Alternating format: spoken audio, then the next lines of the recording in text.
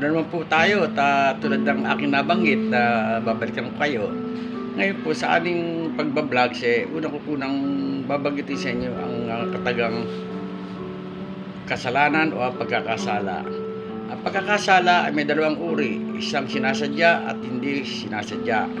Kung ito ay sinasadya, ito ay matatawag nating kasalanan. Ngunit ang hindi sinasadya ay hindi natin masasabi kung ito man ay kasalanan o hindi. Pero malamang ito ay pagpapatibay ng pagiging inosente o di kaya walang kamalay-malay na nakaganapan sa isang tao. Kaya tulad ng sinasabi ko sa inyo, tatalakayin natin ang ating topic hinggil sa mga LGBTQ na sila'y walang kasalanan. Bilang pagpapatibay po natin sa kanila, sila po ay lumabas sa mundo na sa tamang kasarian, ngunit pagkalipas ng ilang araw o ilang taon, doon nila nararamdaman ang tunay nilang damdamin. Kaya sila ay hindi natin pwedeng sisihin dahil sila ay inilikha ng Diyos sa tamang kasarian at hindi sa maling pagsisilang. Ang ating tatalakayin ngayon kung paano ito nagkaroon ng tinatawag nating misfit of science. Dahil ito ang kanilang pangyayari sa tunay na kaganapan.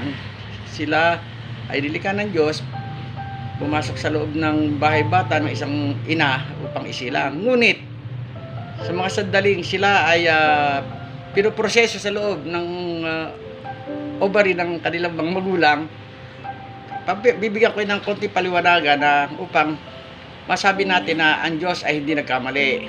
Sa ganitong paraan po, ganito, dahil tulad halimbawa ng pagtatalik ng mag-asawa, ang similya ng lalaki, bukod sa nakakarating siya doon sa tamang tagpuan na sa itlog ng babae, sa tamang panahon, ngunit ang nasabing similya ay maaaring may kahinaan, kung kaya't pagpasok sa pugad ng itlog ng babae, mabubuo sila, ngunit sa tamang kaanyuan, ngunit ang kanilang kumbaga man sa kape matabang ang timplada, parang ganon. Hindi tama ang pagkakatimpla, pero mabubuo sila sa tamang kasiraan na base sa inano ng Panginoon Diyos. Kaya dumarating ang araw, sa loob ng isang buwan, ay ng 9 na buwan, sila ay sinisilang sa tamang kaanyuan. Ngunit ating maobserbahan, ang bata, habang lumalaki, sila ay unti-unting nagbabago ng kanilang pagkilos. Ano ba, sila ay dumating na sa edad na mga 6 o 7, ganyan, 5 taon, doon nila nararamdaman ang kanilang tunay na nararamdaman bakit sila ay sa tamang kasarian.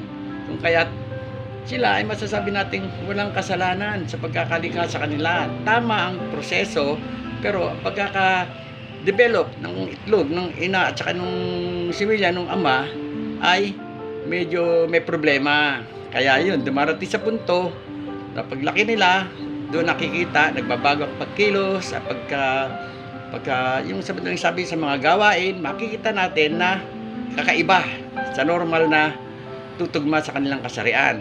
Tulad ng nakasaad sa Genesis versikulo 1, kapitulo 26, sabi ng Panginoon, nilikha tayo ng isang nilalang na tulad ng aking kawangis at siya ay magiging tagapamahala ng kalupaan, maging sa mga hayop na gumagapang, lumilipad at maging sa buong karagatan, no? Kung kaya't mauna niya malikha ang lalaki sa pamamagitan ng isang putik at sa kanyang hininipan at nabuo ito bilang lalaki na kanyang napagtatanto na kinakailangan ito ng makakasama. Kung kaya't doon binuo niya ang isang babae na hinumula sa tadyang ng isang lalaki upang magkaroon ng katuwang ang sinasabing lalaki. Kung kaya't sila ay nabuhay doon ng mapayapa, ngunit sa isang kautusan na huwag silang gagalaw doon sa gagalawin nila ang lahat ng pwede nilang kainin maliban doon sa isang puno na yon na dahil doon sa puno yun doon malalaman ang pagkakamali at ang tama. Kaya ang masasabi ko lang na dahil si Eva na pinangalan ng Diyos na si Eva at Adan, kaya si Eva ay parang walang kamalay-malay upang gawin yon, kundi nabuyo lang siya ng isang sinasabi natin na demonyo, parang ganun, ni Satanas. Dahil kung talagang tutusin, si Adan ang napagbilinan ng Diyos. Ngunit parang hindi yata nasabi ni Adan kay Eva. Nakita lang na, sabi na lang niya nung time na kinuha niya yung isang prutas niyon at nakagat na niya. At ang ano naman ay si Adan, kumagat na rin siya kaya naging kasalanan sila kaya tinabos sila ng Panginoon doon sa garden na yon, sa Garden of Paradise na yon. Kaya yun, nagkaroon na ng bunga-bunga na ano, nagkaanak-anak sila Isaac, hanggang gano'n, nagkaanak sila hanggang yun, naging ganap na napuno na ng kasamaan ng ating daigdig.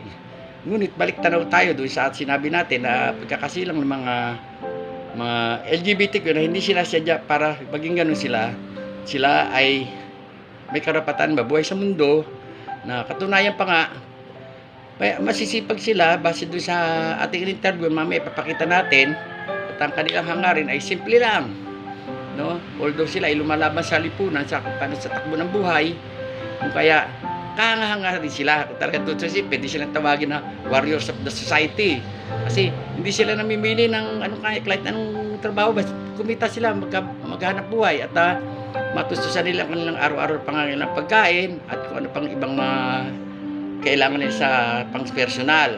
Kaya yun, sa simpleng ano lang yun, sila ay walang pagkakasala kundi sa pagkakamali na kahit ang siyensya, hindi may paliwanag na yung siyensya yun. Kaya yun ang inano natin, yung misfit of science, gano'n. Ngayon, bago tayo tumungo doon sa ating mga video clips na ipakikita sa inyo, gusto ko po sanang pasalamatan ang ating mga sumuporta kay Madam Marilyn Temblor from New York. Siya ang nag-provide sa atin ng t-shirt para ipamamahagi sa mga ating kaibigan at mga kasama nating sabihin na nating guest na in-interview na hindi sila na naging maramot para tayo ay pagbigyan. Ganun din si Ma'am Fe Carlisle Agapito na pinrovide na ako ng isang Bible na kung saan ito ay naging malaking bagay sa akin dahil nakapagbigay gabay upang ang aking pag-aaral sa larangan ng salita ng Diyos ay lumawak, no? At ganoon din ang magkapatid na pastor na si Pastor Soli San Juan at Pastor Loni San Juan ng Jesus is Lord, no? Ng Paumbong Bulacan. Kaya yon, ganoon din ako'y nagpapasalamat sa mga kaibigan natin na mga taga Los Angeles, California, USA, no, sa walang sawang pagsuporta. Kaya nawa, pagpalaib din po kayo ng Panginoon na maging ligtas kayo, maging mapanatili ang inyong kalusugan at sa araw-araw na gawain, kayo gabayan ng Panginoon natin. Kaya maya-maya lang ipakikita ko sa inyo ang aking mga ginawang interview sa dalawang miyembro ng LGBT, isang lahi ni Darna at saka isang lahi ng mga pogi. So maganda ang kanilang mga pinagsasabi at maging matagumpay naman ang ating lakad ng mga ano na yun. Ano ba itong natin? Muli, ay maalala ko pala, huwag niyo po kalimutan, pindutin ang share button at subscribe button, ganun na rin ang notification bell. At huwag niyo kalimutan sumulat sa baba sa ating comment para maibahagi niyo sa amin ang inyong gustong mga kuro-kuro o opinion para malaman natin kung anong gusto nyong mga topic susunod natin tatalakayin at mabigyan natin ng malinaw na paliwanag at sa malinis na paraan. Isa pa pala, ang ating vlog na ito ay wala tayong binabatikos na kahit anong reliyon. Ganun din sa mga damdamin ng mga kapwa natin. Iniiwasan natin makasakit ng damdamin. Kung kaya't ito ay maluwag sa ating puso na gawin ito. Then alam kong naniniwala ako na ito ay isang malaking bagay para magkaroon ng kaliwanagan para sa mga susunod nating vlogs. Inaasahan ko sa inyo ang inyong suporta. Huwag niyong kakalimutan na kami ay palagi niyong susubaybayan. Kung kaya't hanggang dito na lang po muna. Ako'y pansamantalang magpapaalam.